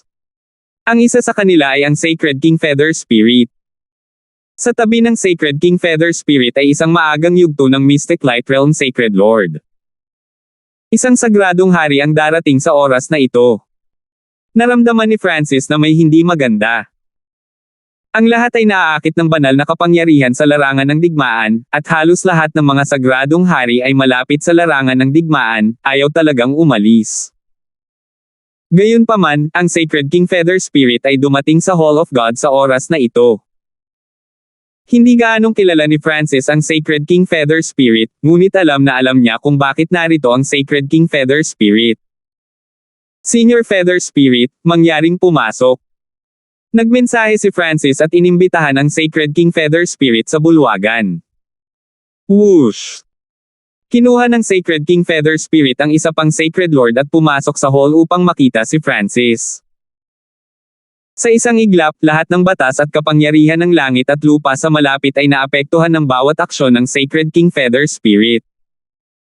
Francis, nandito ako para sa ika-13 prinsipe at kung bakit siya pinatay. Matuwid na sabi ng Sacred King Feather Spirit. Maaaring patunayan ng Sacred Lord Griffin na hindi ako umalis sa lungsod noong araw na iyon, sagot ni Francis na may mahinang ngiti. Hindi siya nagpanik. Francis, huwag mong ipagkaila. Mayroon kang substandard na item ng Diyos ang Misty Spatial World. Hanggat nag-iiwan ka ng marka sa likod kung saan man dadaan ang ika-13 prinsipe, maaari kang dumiretso doon at pabalik. Agad na sinabi ng Green Robe Early Stage na Sacred Lord sa tabi ng Sacred King Feather Spirit.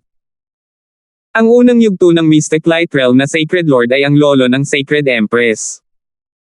Ang Sacred Emperor, Empress, at ang Elder na ito na naka-green robe ay nakiusap sa Sacred King Feather Spirit na personal na malaman ang katotohanan. Higit pa rito, nakakita kami ng aura ng Wind Lightning kung saan pinatay ang ika-13 prinsipe. Isang nakamamatay ng ngiti ang ipinakita ng matanda na nakasuot ng berdeng damit. 1073. Higit pa rito, nakakita kami ng aura ng Wind Lightning kung saan pinatay ang ika-13 prinsipe. Isang nakamamatay ng ngiti ang ipinakita ng matanda na nakasuot ng berdeng damit. Kahit na ang Mystic Light Realm Sacred Lords ay hindi madaling makaramdam ng ganoong mahinang aura ng Wind Lightning. Tanging ang mga sagradong hari, na may ganap na kontrol sa mga batas ng langit at lupa, ang nakadarama nito. Malinaw na ang Sacred King Feather Spirit ang nakahanap nito. Ang Sacred Emperor ay nakatutok kay Francis ng diretso sa simula. Una, ang Ninth Prince ay walang kakayahan na gawin ito noon kahit na gusto niya. Pangalawa, bagamat ayaw ni Angelica na pakasalan ang ika-13 prinsipe, hindi niya sana pinatay ang ika-13 prinsipe at pinilit ang pamilya Duanmo sa ganoong peligrosong sitwasyon. Pangatlo, hindi pa nakita ni Godfrey at Demigod Cain ang ika-13 prinsipe noon. Kahit na sila ang aktwal na pumatay sa ika-13 prinsipe, si Francis sana ang utak. Bukod sa mga taong ito, walang ibang eksperto sa malapit na maaaring magbanta sa grupo ng ika-13 prinsipe. Aura ng Wind Lightning. Ano ang maipapaliwanag nito? Si Francis ay umaktong kalmado at nagtanong na may mahinang ngiti, ngunit sa totoo lang, nahulog ang kanyang puso. Noon, nakalusot lang siya sa Mystic Light Realm, kaya wala siyang kabuuang kontrol sa kanyang kapangyarihan at nag-iwan ng bakas. Sa hitsura nito, ang Sacred King Feather Spirit ay hindi rin isang normal na Sacred King. Talagang naramdaman niya ang kaunting kidlat ng Wind Lightning sa kabila ng ilang oras na lumipas. Ano kayang ipaliwanag nito? Huminto sandali ang nakaberdeng nakasuot na elder. Hindi niya akalain na magiging kalmado si Francis sa sandaling ito at may ngiti sa kanyang mukha. Ang aura ng wind lightning ay nangangahulugan na ginamit ng mamamatay tao ang mga batas ng wind lightning. Mayroon kang substandard na item ng Diyos ang Misty Spatial World. Madali mong napatay ang ika-13 prinsipe sa pamamagitan ng paggamit ng spatial na kakayahan nito. Tila, mayroon ka ring mga bihirang kayamanan tulad ng spiritual flesh jade lotus root. Griffin sa kabuuan, ang tanging tao na maaaring nagtangka sa pagpatay ay ikaw. Sentimo, umuungal sa galit ang matanda na nakasuot ng berdeng damit. Haha, marunong ka talagang mag-isip. Tumawa si Francis ngunit hindi umamin sa mga krimen. Francis, aminin mo ang iyong mga krimen. Sa wakas ay nagsalita ang Sacred King Feather Spirit. Nandito sila para tanungin si Francis, ngunit ang huli ay kumilos na parang walang pakialam at napakayabang. Isang invisible pressure ang nagsimulang dumagsa patungo kay Francis. Hindi ko siya pinatay. Agad na tumanggi si Francis. Hindi ibig sabihin na hindi ka naghihinala. Nagsalubong ang mga kilay ng Sacred King Feather Spirit. Sa totoo lang, hindi malaking bagay para sa isang prinsipe ng Great Gunlord Dynasty na mamatay. Noong nakaraan, ang unang prinsipe, pangalawang prinsipe, at ilang iba pa ay namatay sa aksidente. Sa pinakadulo, nagpadala sila ng ilang normal na Mystic Light Realms para malaman kung ano ang nangyari. Kung walang resulta, walang nangyari. Gayunpaman, sa pagkakataong ito, personal siyang tinanong ng Sacred Emperor at Empress na alamin ang katotohanan. Tinulungan din siya noon ng matanda na naka-green robe sa tabi niya. Kung hindi, ang Sacred King Feather Spirit ay masyadong tamad na magmalasakit, ngunit ngayong nagpasya siyang kumilos, tiyak na malalaman ng Sacred King Feather Spirit ang katotohanan. Ang inaalala niya ngayon ay ang banal na kapangyarihan sa mga linya sa harapan. Hindi niya gustong gumugol ng masyadong maraming oras kay Francis.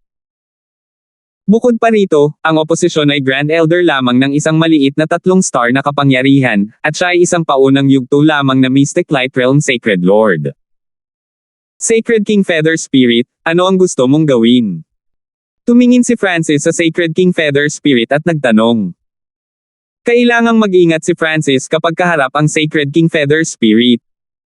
Kung tutuusin, bahagi siya ng upper echelon member ng Grand Imperial Hall. Kung isa itong Sacred King ng ibang puwersa, hindi na kailangang matakot si Francis sa kanila. Kailangang malaman ng isa na, sa kasalukuyang kakayahan ni Francis sa pagdoble, maaari niyang i-duplicate ang substandard na God-slaying arrows, kaya may kakayahan siyang lumaban sa isang Sacred King gamit ang lahat ng kanyang mga nakatagong card. Hahanapin ko ang iyong kaluluwa. Malalaman ang lahat pagkatapos. Tumingin si Sacred King Feather Spirit kay Francis. Isang nakakatakot na ngiti ang ipinakita ng matanda na nakasuot ng berdeng damit sa tabi niya. Mula sa kanyang pananaw, tiyak na si Francis ang may kasalanan. Sa sandaling napatunayan nila na ang assassin ay si Francis, ang nakaberdeng elder at ang Sacred Empress ay nagtitiwala na maaari nilang patayin si Francis at pagkatapos ay magdulot ng problema para sa ika-9 na prinsipe. Bagamat namatay na ang ika-13 prinsipe, tiyak na maghihiganti sila ng Sacred Empress. Hindi nila gustong makita ang ika-9 na prinsipe na maging sagradong emperador. Sacred King Feather Spirit, huwag masyadong maangas. Natigilan ang ekspresyon ni Francis, at ang kanyang magalang na tono ay ganap na nawala. Ang sinabi ng Sacred King Feather Spirit ng ganoong bagay ay nangangahulugang hindi niya inilagay si Francis sa kanyang mga mata. Ang paghahanap sa kaluluwa ng isang tao ay maaaring makapinsala dito pati na rin ang mga alaala. Higit pa rito, marami siyang sikreto, at sinuman sa mga ito ay maaaring maging sanhi ng pagiging gaaman ng Sacred King Feather Spirit. Sentimo, sobrang respeto ko na sa iyo. Sentimo, naging malungkot ang ekspresyon ng Sacred King Feather Spirit. Ang mga salita ni Francis ay labis na ikinalungkot niya. Kung hindi dahil sa katotohanan na ang Hall of Gods ay isang malaking puwersa at ang potensyal ni Francis ay napakataas din, ang Sacred King Feather Spirit ay gumamit ng puwersa sa simula pa lang para hanapin ang kaluluwa ni Francis. Sentimo, please umalis ka na. Sentimo, agad na nagpaalam si Francis. Ngayong wala na ang banal na kapangyarihang humaharang sa lugar, ang pinakamalakas na kapangyarihang labanan na maipapadala ng mga imperial ay ang mga sagradong hari. Walang pakialam ang mga demigod sa pagkamatay ng isang prinsipe anuman ang mga pangyayari. Higit pa rito, ito ang Hall of Gods. Kung si Francis ay nangahas na sakta ng kahit na in Darkness Palace, matatakot ba siya sa nag-iisang Sacred King? Hanggat hindi nasaktan o napatay ni Francis ang Sacred King Feather Spirit, ang mga demigod ng Grand Imperial Hall ay walang gagawin kay Francis. Kung gusto mong gawin ito sa mahirap na paraan, pagkatapos ay ang Sacred King Feather Spirit ay nagalit. Batay sa mga aksyon ni Francis, tiyak na siya ang taong pumatay sa ika-13 prinsipe.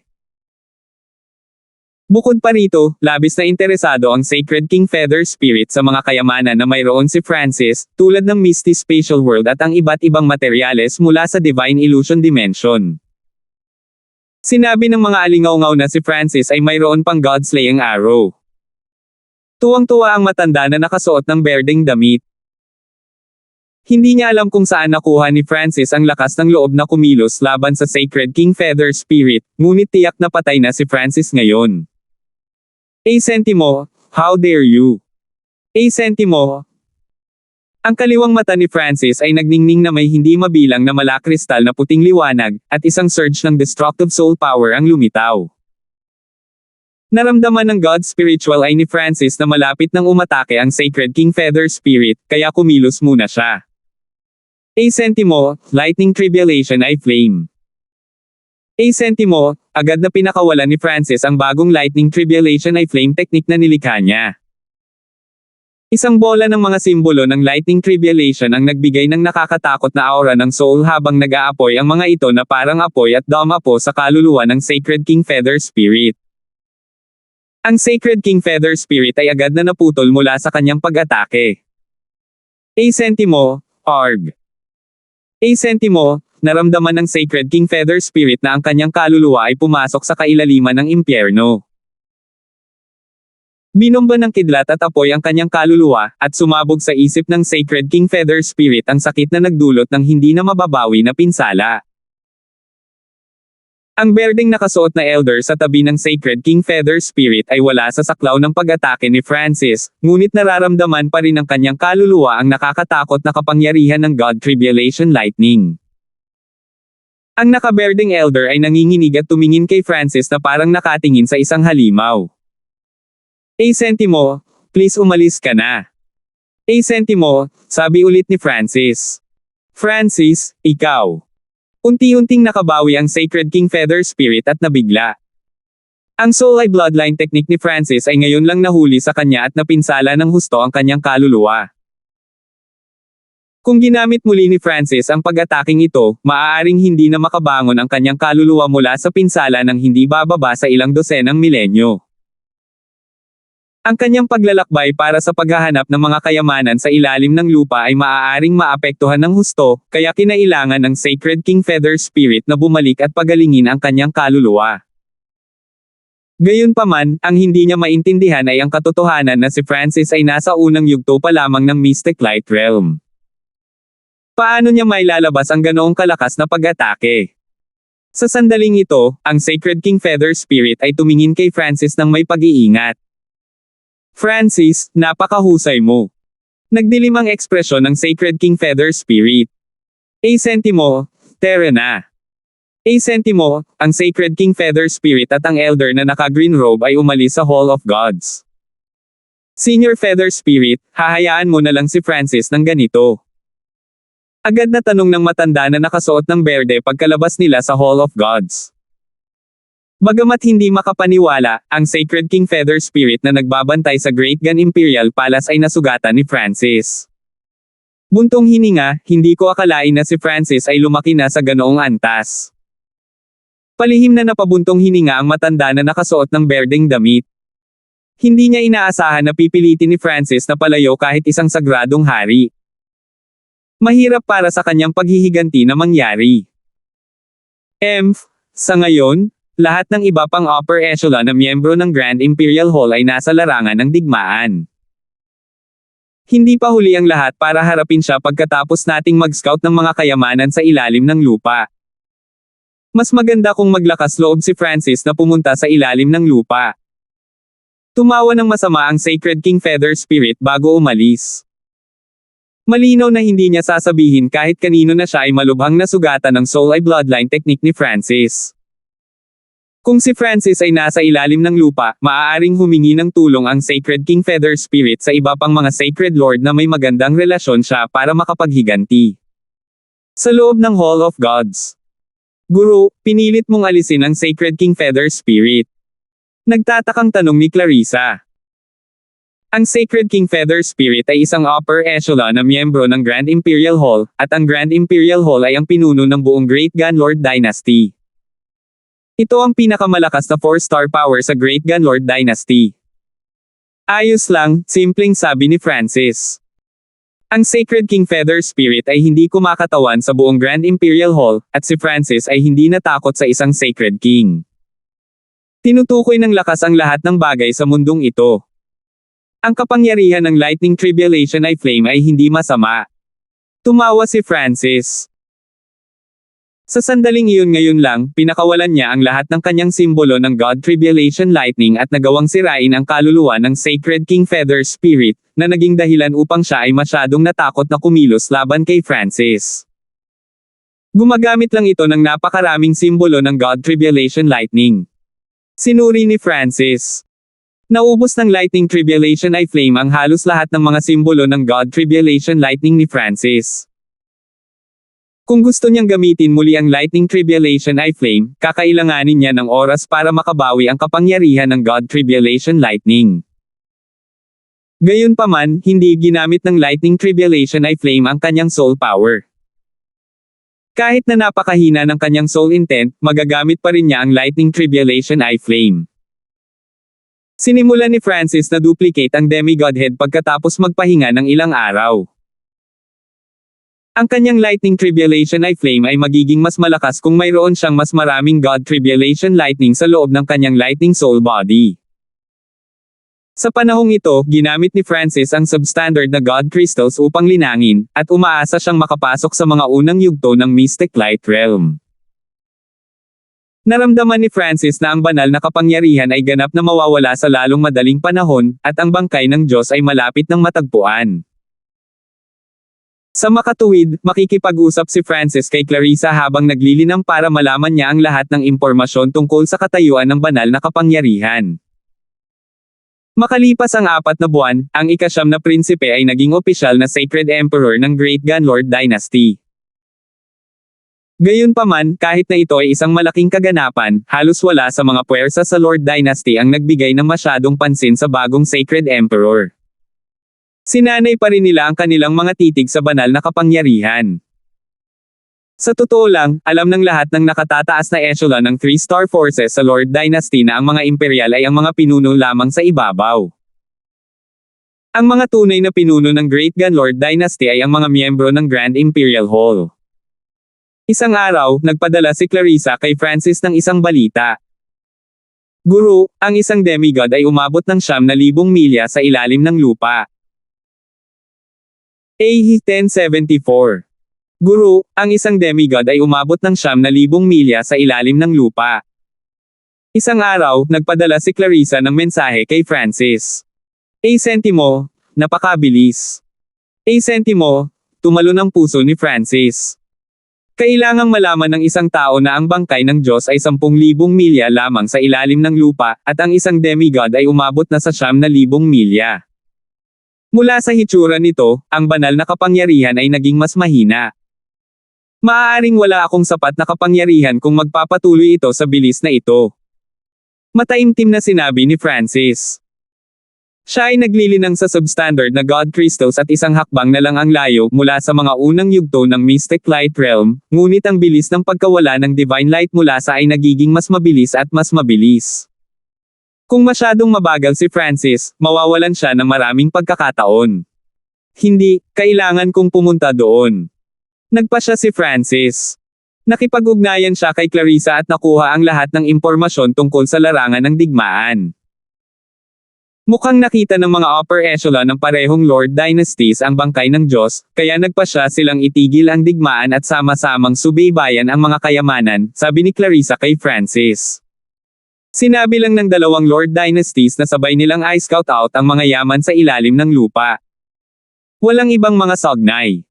Kung ang mga miyembro ng bawat Lord Dynasty ay nagkita-kita sa ilalim ng lupa, maaari silang umatake.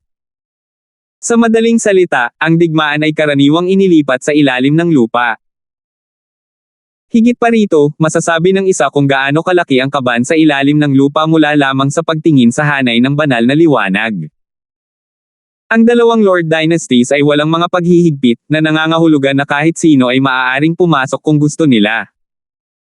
Gaya ng naisip ko, naging ganito. Matagal nang nahulaan ito ni Francis. Dahil ang lihim sa ilalim ay hindi isang lihim na kaharian o isang hiwalay na dimensyon, halos lahat ng pinakamalakas na eksperto ng parehong Lord Dynasties ay papasok. Walang paraan upang limitahan ang bilang ng mga tao kahit na gusto nila.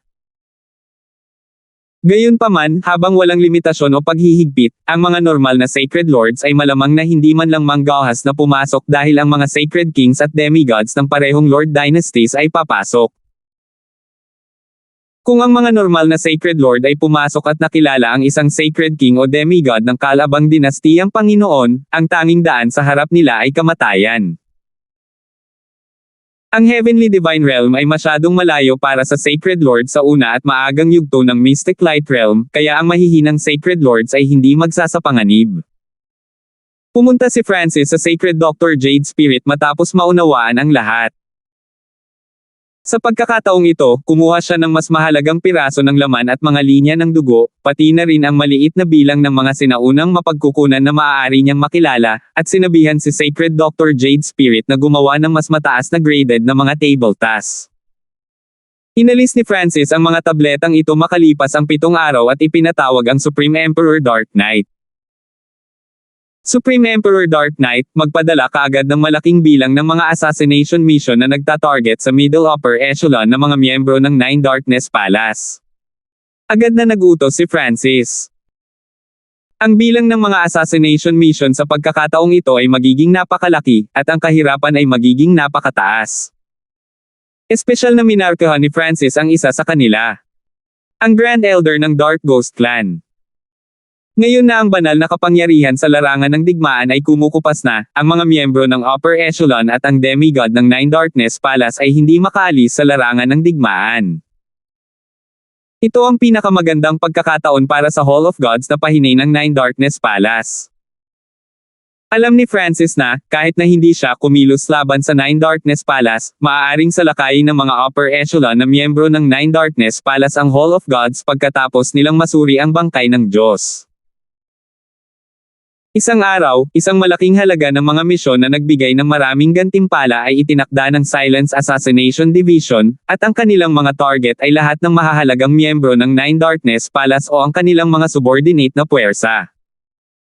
Tinitingnan din ng mga mamamatay tao ang tiyempo.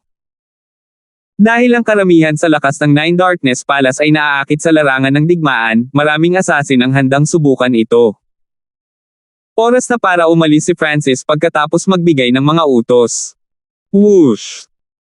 Ikinawi ni Francis ang kanyang kamay, at nagsimulang manghina ang kanyang anyo at sa wakas ay nawala habang tinakpan siya ng isang layer ng silver light. Ginamit ni Francis ang Misty Spatial World para mabilis na tumungo sa larangan ng digmaan sa Lan Province. Biglang huminto si Francis sa kalagitnaan at itinago ang kanyang aura nang makarating siya sa Dark Ghost Clan.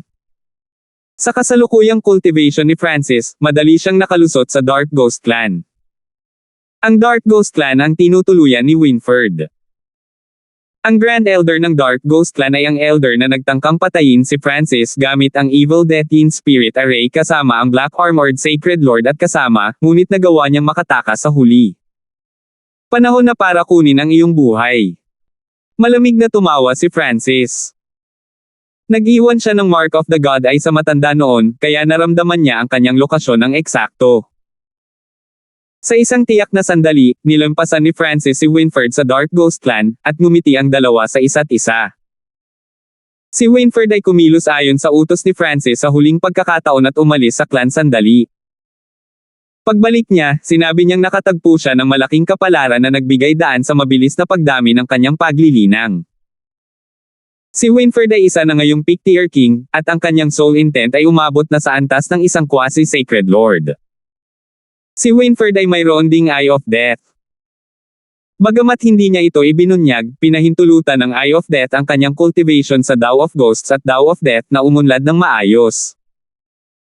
Kahit na ang ilang pinakamataas na Emperor Elder ng Dark Ghost Clan ay hindi katugma ni Winfred. Hindi nagtagal ay dumating si Francis sa isang canyon na napapalibutan ng madilim na malagim na hangin. Weng whoosh! Agad na isinaaktibo ni Francis ang Sacred Lightning Body, at isang pagsabog ng gintong liwanag ang sumilay mula sa kanya. Isang madilim na dilaw na patong ng kidlat ang bumungad sa kanyang katawan, at isang di nakikitang presyon ang lumabas mula sa kanya at tinakpan ang langit at lupa. Boom! Binasag ni Francis ang array sa harap ng canyon gamit ang isang suntok at diretsyong pumasok. Sentimo, sino ta? Sentimo, ang matanda sa pag-iisa sa loob ng canyon ay agad na nagising. Sentimo, lightning tribulation ay flame. Sentimo, direktang ginamit ni Francis ang kanyang hakbang sa pagpatay. Whoosh! Isang bola ng nagninangas na lightning tribulation na may nakakatakot na aura ng soul ang dumapo sa kaluluwa ng matanda. Arg! Ikaw pala! Sigaw ng matanda. Whoosh! Sa isang iglap lang, ginawang abo ng lightning tribulation ay flame ang kaluluwa ng elder. Kailangang malaman ng isa na ang soul intent ni Francis ay umabot na sa huling yugto ng Mystic Light Realm, at maging ang Sacred King Feather Spirit ay nasugatan ng lightning tribulation ay flame ni Francis. Paano harangan ng isang napakaraming Sacred Lord sa mga unang yugto ng Mystic Light Realm ang pag-atake ng kaluluwa ni Francis? Nagsimulang kumilos ang buong Dark Ghost Clan nang mamatay ang Grand Elder ng Dark Ghost Clan. Sino ang nangahas na pumasok sa ipinagbabawal na lugar ng Dark Ghost Clan? Ang lakas ng loob. Hindi mo ba alam na ang Dark Ghost Clan ay isa sa pinakamalaking subordinate na puwersa ng Nine Darkness Palace?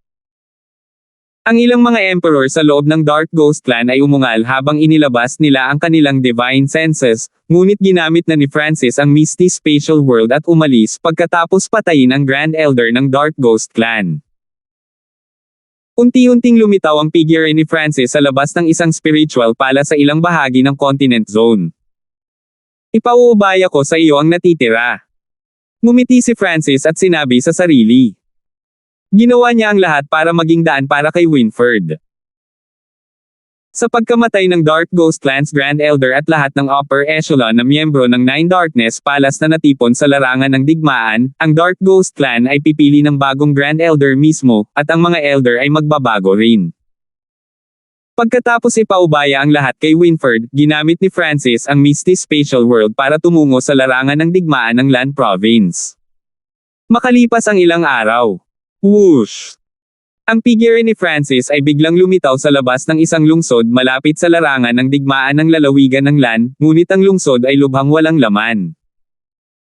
Karamihan sa mga dalubhasa na dating narito ay nagtago sa ilalim ng lupa. Boom! Isang masamang figure na nababalutan ng kulay ube at kulay dugo na liwanag ang biglang lumabas sa lungsod.